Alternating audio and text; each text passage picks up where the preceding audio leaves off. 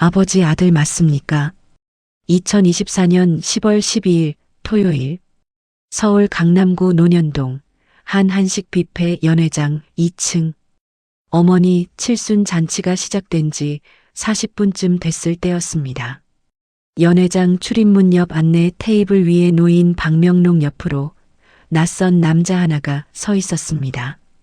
50대 초반으로 보이는 남자. 검은색 패딩 점퍼에 서류 봉투 하나를 가슴 앞으로 끌어안고 있었습니다.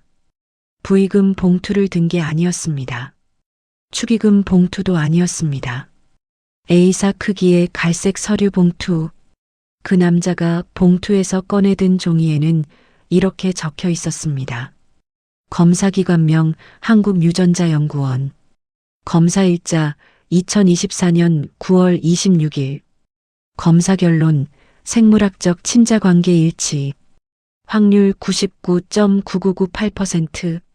아버지란에 적힌 이름은 이미 8년 전 세상을 떠난 우리 아버지 이름이었고 아들란에 적힌 이름은 난생 처음 보는 사람이었습니다.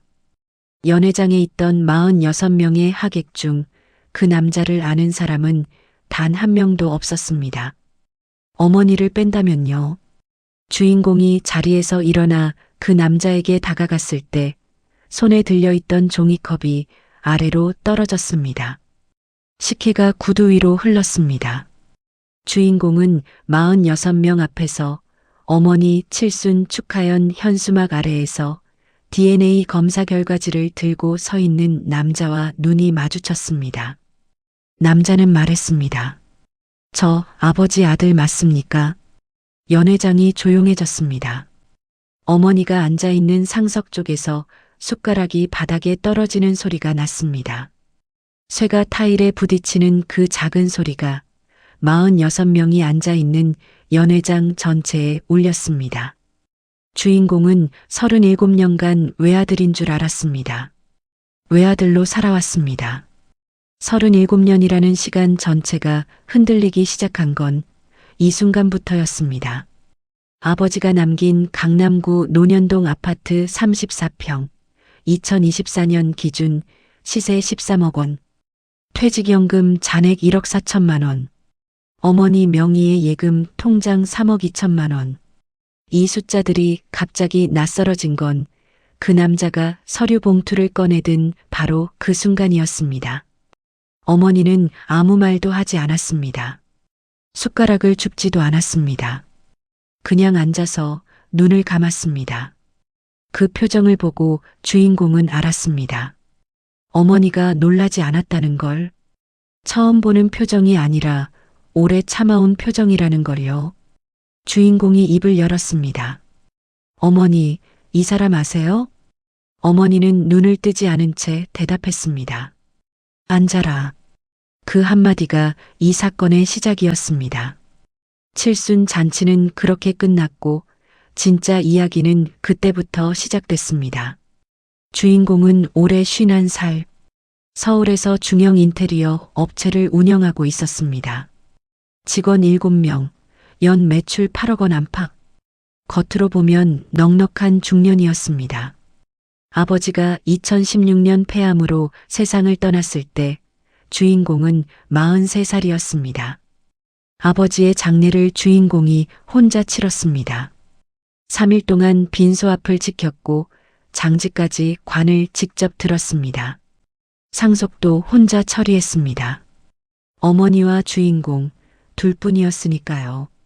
형제가 없었으니까요. 법정 상속분대로 어머니가 배우자로서 7분의 3, 주인공이 7분의 4. 논현동 아파트는 어머니 명의로 남기고 퇴직연금 잔액은 주인공이 받았습니다. 당시 퇴직연금 잔액은 1억 4천만 원이었고 주인공은 그 돈으로 가게 보증금을 올렸습니다. 세무서에 상속세 신고를 할 때 상속일란에 적은 이름은 딱 2개. 어머니와 자신. 그때 세무사가 물었습니다. 혹시 다른 자녀는 없으시죠? 주인공은 웃으면서 대답했습니다. 외아들입니다. 그 말이 거짓이었다는 걸 주인공은 8년 뒤에야 알게 됩니다. 아버지가 살아있을 때 아버지는 과묵한 사람이었습니다. 퇴근하면 현관에서 구두를 벗고 거실 소파에 앉아 뉴스를 봤습니다. 저녁은 늘 어머니가 차렸고 아버지는 밥을 먹으면서 말을 거의 하지 않았습니다. 주인공은 그게 아버지의 성격이라고 생각했습니다. 과묵한 남자, 표현이 서툰 남자. 그런데 돌이켜보면 이상한 점이 하나 있었습니다. 아버지는 매달 월급이 들어오는 날이면 반드시 은행에 한 번 갔습니다. 급여 통장에서 돈을 옮긴다고 했습니다. 어머니 생활비 계좌로 이체한다고 했습니다. 그런데 아버지가 세상을 떠난 뒤 통장 정리를 했을 때 아버지 급여 통장에서 매달 30만 원씩 자동 이체되는 계좌가 하나 더 있었습니다. 수신인 이름은 없었습니다. 계좌번호만 찍혀 있었습니다. 당시 주인공은 그게 아버지의 적금이거나 보험료라고 생각했습니다. 더 확인하지 않았습니다. 장례 치르랴, 상속 정리하랴, 사업장 챙기랴. 통장 한 줄에 매달릴 여유가 없었습니다. 30만 원짜리 자동이체. 그게 정확히 무엇이었는지는 8년 뒤 칠순 잔치장에 나타난 남자가 설명해 주게 됩니다. 남자의 이름은 알 필요가 없습니다. 중요한 건 관계입니다. 이복 동생, 아버지의 아들, 어머니의 아들은 아닙니다. 아버지가 결혼 전 26살 때 다른 여자 사이에서 낳은 아이. 출생신고는 되어 있었습니다. 다만 아버지의 가족관계 증명서에는 등재되지 않았습니다. 아이의 어머니, 그러니까 아버지의 전 연인이 단독으로 출생신고를 했기 때문입니다. 아버지의 성을 따르지 않았습니다. 어머니 성을 썼습니다. 아버지는 이 사실을 어머니에게만 말했고 주인공에게는 평생 한마디도 하지 않았습니다. 매달 30만 원은 그 아이에게 가는 양육비였습니다. 초등학교 입학부터 대학교 졸업까지 약 16년간 이체된 총액은 대략 5,760만 원. 적다면 적고 크다면 큰 돈이었습니다. 아버지는 돈만 보냈습니다. 직접 만나지는 않았습니다. 전화도 하지 않았습니다. 적어도 어머니가 아는 한에서는요. 주인공이 그 사실을 알게 된 건 칠순 잔치 다음 날 어머니와 단둘이 앉은 논현동 아파트 거실에서였습니다. 어머니는 식탁 위에 오래된 통장 하나를 올려놓았습니다. 2003년에 만든 통장이었습니다. 표지가 누렇게 변색돼 있었습니다. 농협저축통장. 그 통장에 아버지의 30만 원이 찍혀 있었습니다. 어머니가 말했습니다. 아버지가 나한테 한 가지 부탁을 했다. 이 통장 이야기는 너한테 하지 말아달라고. 주인공은 그 통장을 손에 들었습니다. 손가락 끝이 차가웠습니다. 가을인데도 손끝이 얼음처럼 시렸습니다. 주인공은 물었습니다. 어머니는 언제부터 알고 있었어요? 어머니가 대답했습니다. 결혼하기 전부터 알고 있었다. 이 한마디가 주인공의 머릿속에서 멈추지 않았습니다. 어머니는 아버지와 1979년에 결혼했습니다. 그의 어머니 나이 24, 아버지 27. 맞선이었습니다. 당시 아버지의 어머니, 그러니까 주인공의 친할머니가 중매를 놓았습니다. 어머니는 맞선 자리에서 아버지의 인상이 나쁘지 않다고 생각했습니다. 두 번째 만남에서 아버지가 먼저 말했습니다. 사실 하나 말해야 할 게 있습니다. 군 복무 전에 사귄 여자가 있었고 그 사이에 아이가 태어났다고. 여자가 혼자 키우고 있다고. 자기는 돈만 보내고 있다고. 어머니는 하루를 생각했습니다.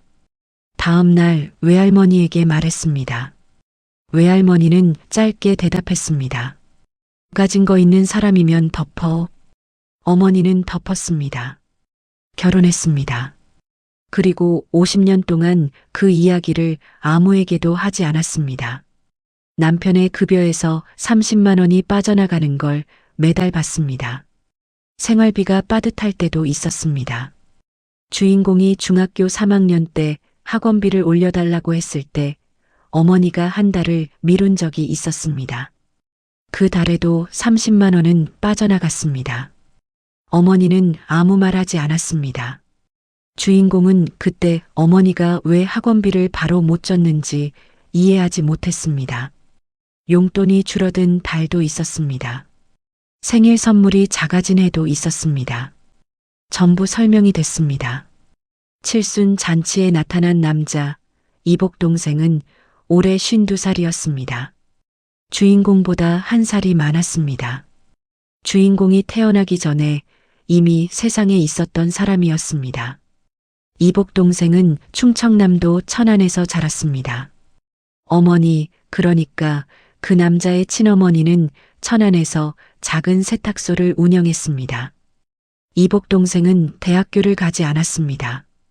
20살부터 건설 현장에서 일했고 지금은 천안에서 설비 업체를 운영하고 있었습니다. 직원 3명, 매출은 밝히지 않았습니다. 이복 동생이 아버지의 존재를 정확히 알게 된 건 17살 때였습니다. 어머니가 병원에 입원했을 때 서랍에서 통장과 편지를 발견했습니다. 매달 30만 원이 누군가에게서 들어오고 있었고 그 통장 뒤쪽에 접힌 편지 한 장이 있었습니다. 아버지가 쓴 편지였습니다. 편지 내용은 짧았습니다. 아이 건강하길 바란다. 미안하다. 날짜는 1990년 3월이었습니다. 이복 동생은 그때부터 아버지를 찾고 싶었다고 했습니다. 하지만 어머니가 말렸습니다. 그 사람은 가정이 있다. 내가 가면 그 집이 무너진다. 이복 동생은 참았습니다. 20대에도 30대에도 40대에도 참았습니다. 아버지가 2016년에 세상을 떠났다는 사실도 이복 동생의 어머니가 2023년에 세상을 떠나면서 남긴 유품 속 서류에서 알게 됐습니다.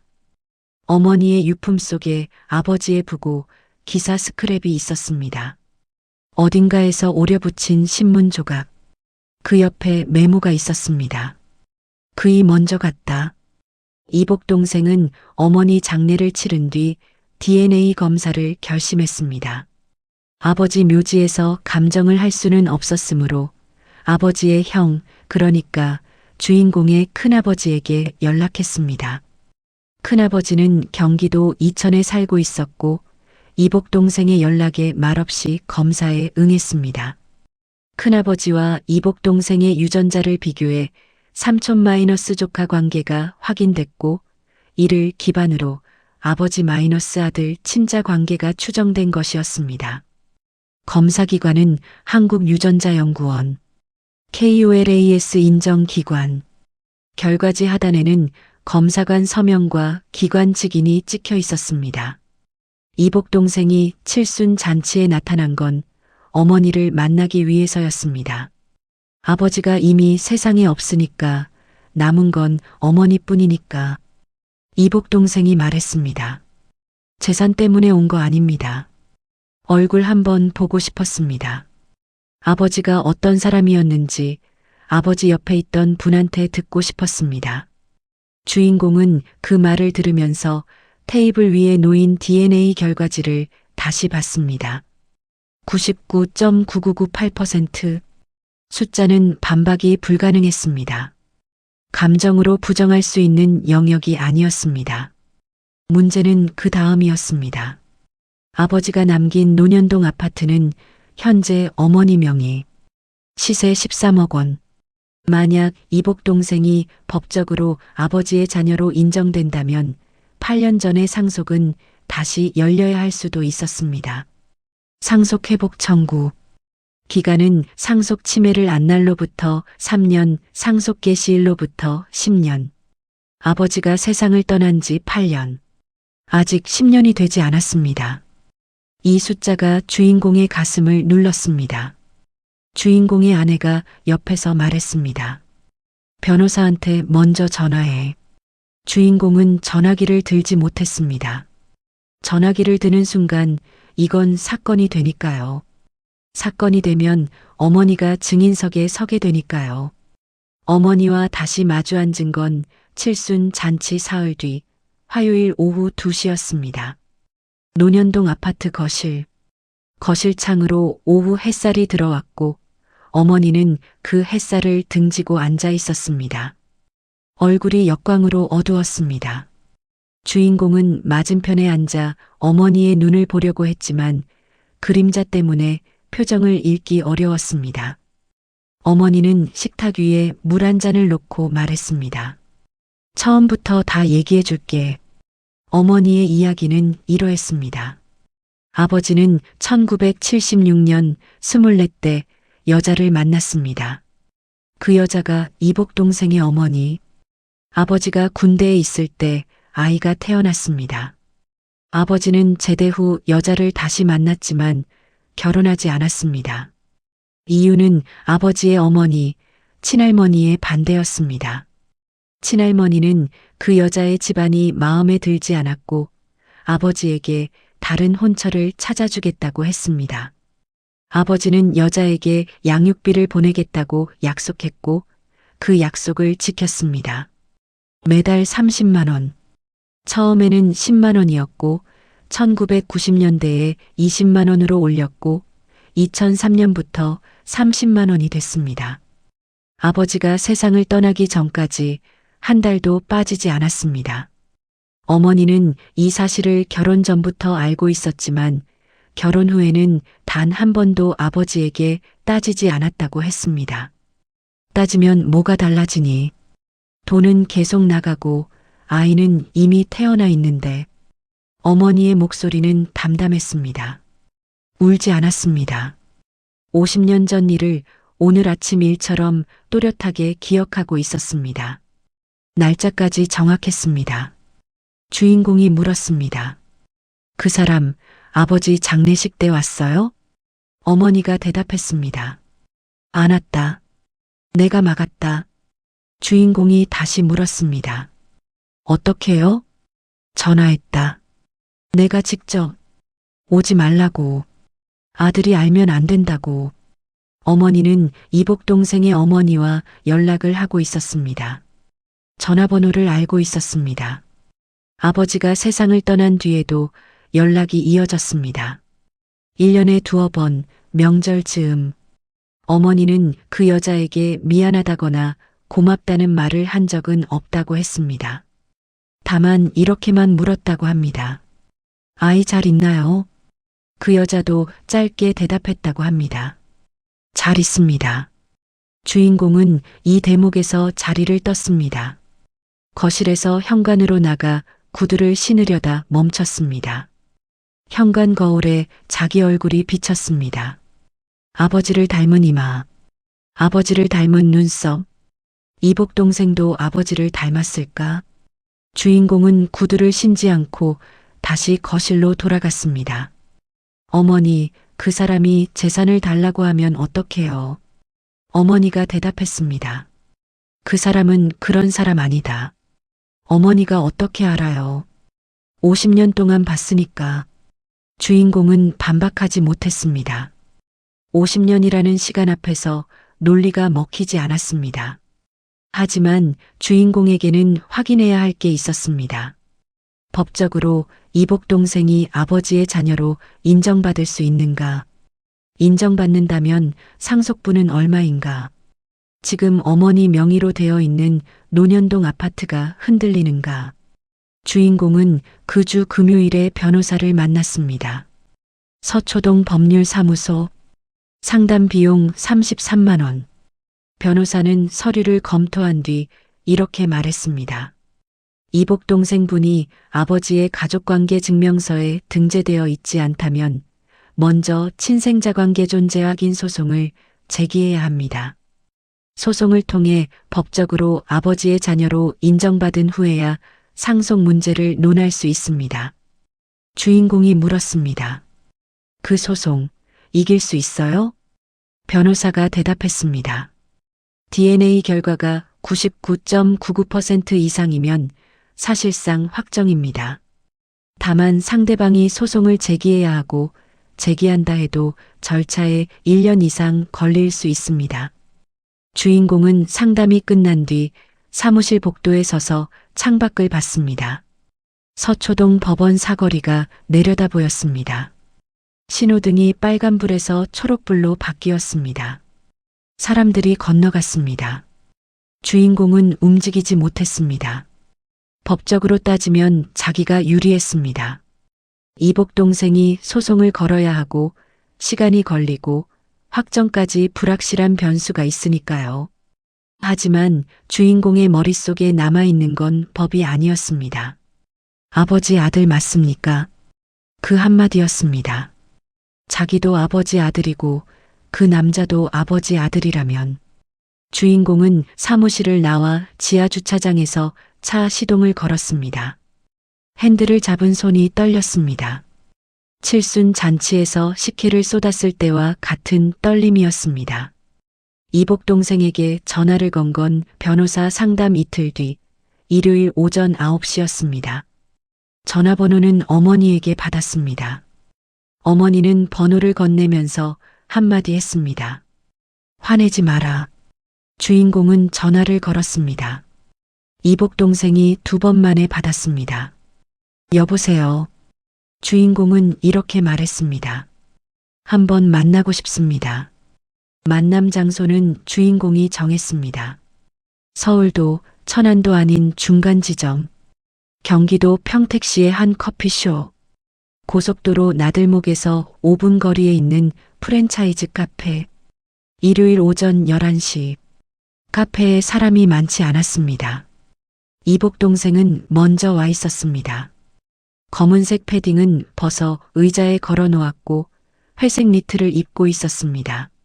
얼굴을 보니 아버지의 코가 있었습니다.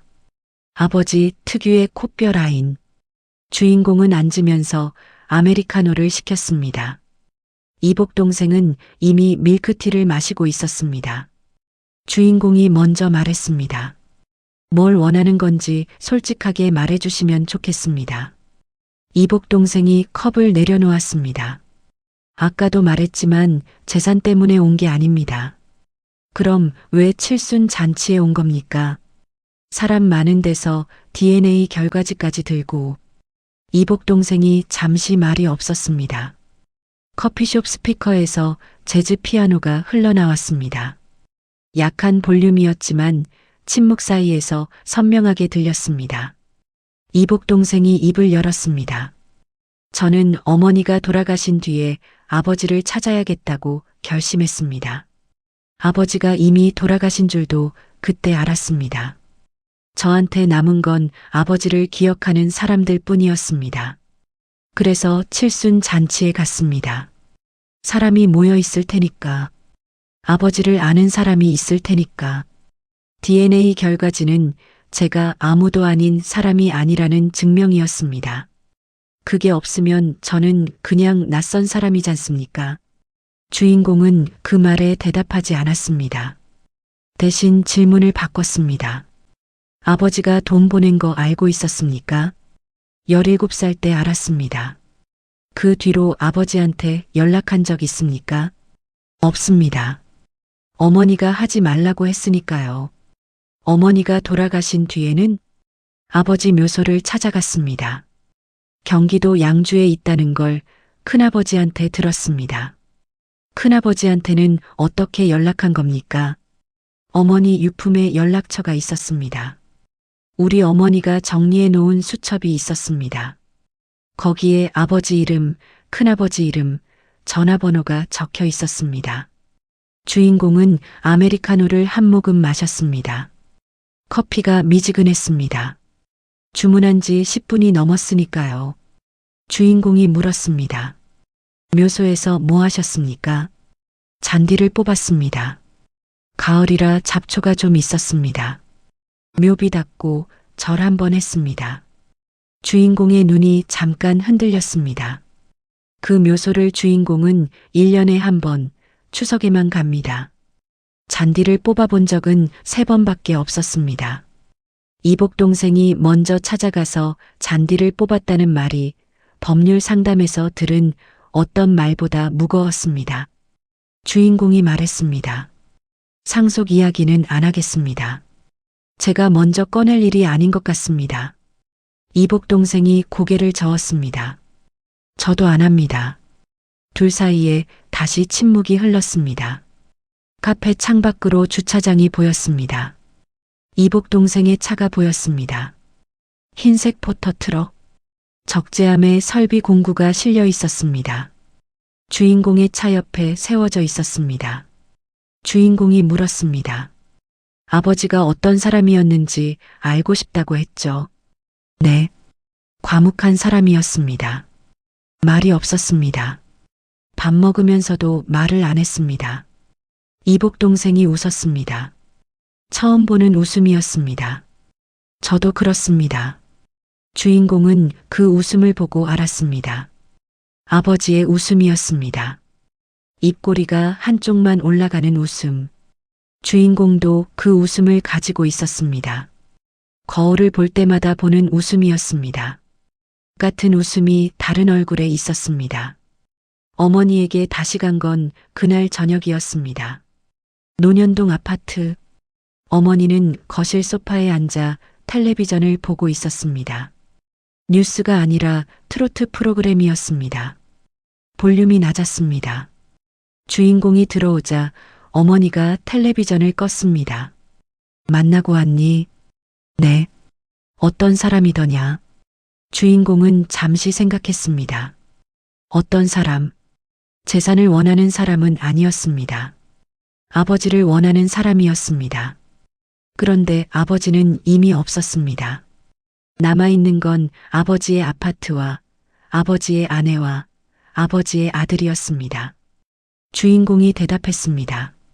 나쁜 사람은 아닌 것 같습니다. 어머니가 고개를 끄덕였습니다. 내가 50년 동안 알고도 말 안 한 거 화나지. 주인공이 대답했습니다. 화가 나야 하는 건 맞는데 누구한테 화를 내야 할지 모르겠습니다. 아버지한테 내라. 나한테 내지 마라. 아버지는 없잖아요. 어머니가 웃었습니다. 쓴웃음이 아니었습니다. 오히려 편안해 보였습니다.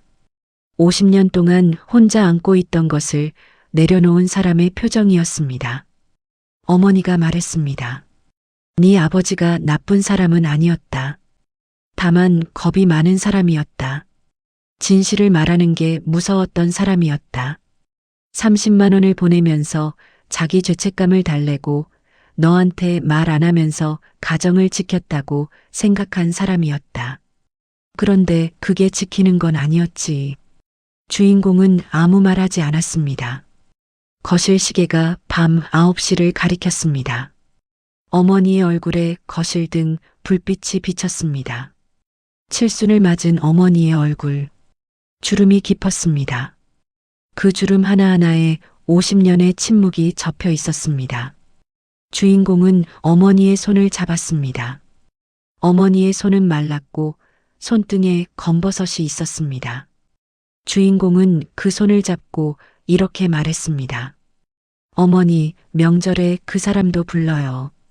어머니가 주인공의 손을 꽉 쥐었습니다. 대답은 하지 않았습니다. 대신 텔레비전을 다시 켰습니다. 트로트 프로그램이 이어졌습니다. 가수가 오래된 노래를 부르고 있었습니다. 어머니는 그 노래를 들으며 눈을 감았습니다. 주인공은 어머니 옆에 앉아 같은 노래를 들었습니다. 가사는 들리지 않았습니다. 다만 멜로디가 거실을 가득 채웠습니다. 주인공은 핸드폰을 꺼냈습니다. 이복 동생의 번호를 저장하지 않았다는 걸 그제야 알았습니다. 통화 기록에서 번호를 찾아 저장했습니다. 이름을 뭐라고 적을까 잠시 고민했습니다. 결국 한 글자만 적었습니다. 형? 이복 동생이 한 살이 많았으니까요. 주인공은 핸드폰을 내려놓고 거실 창밖을 봤습니다. 논현동 아파트 12층에서 내려다 보이는 거리. 가로등이 켜져 있었습니다. 50년 전 어머니가 덮기로 한 비밀이 칠순 잔치에서 봉투 하나로 열렸고 지금 이 거실에서 조용히 가라앉고 있었습니다. 아버지가 남긴 건 아파트 한 채와 통장 몇 개만이 아니었습니다. 아들 하나를 더 남겼습니다. 주인공은 그 사실을 받아들이는데 며칠이 걸렸고 어머니는 50년이 걸렸습니다. 거실 시계가 9시 30분을 가리켰습니다. 어머니가 눈을 뜨고 말했습니다. 이제 가봐라. 늦었다. 주인공은 현관에서 구두를 신으며 뒤돌아봤습니다. 어머니는 소파에서 일어나지 않았습니다. 텔레비전 불빛이 어머니의 옆 얼굴을 비추고 있었습니다. 주인공은 문을 닫았습니다. 복도에 서서 엘리베이터를 기다리는 동안 복도 형광등이 깜빡였습니다. 오래된 아파트 복도 특유의 냄새가 났습니다. 시멘트와 먼지가 섞인 냄새. 주인공은 엘리베이터를 타고 내려가면서 생각했습니다. 이복 동생이 아버지 묘소에서 잔디를 뽑았다는 말이 자꾸 떠올랐습니다. 주인공은 올해 추석에 묘소를 갈 때 혼자 가지 않을지도 모른다고 생각했습니다. 지하 주차장에 도착했습니다. 차에 탔습니다. 시동을 걸었습니다. 핸들을 잡은 손은 더 이상 떨리지 않았습니다.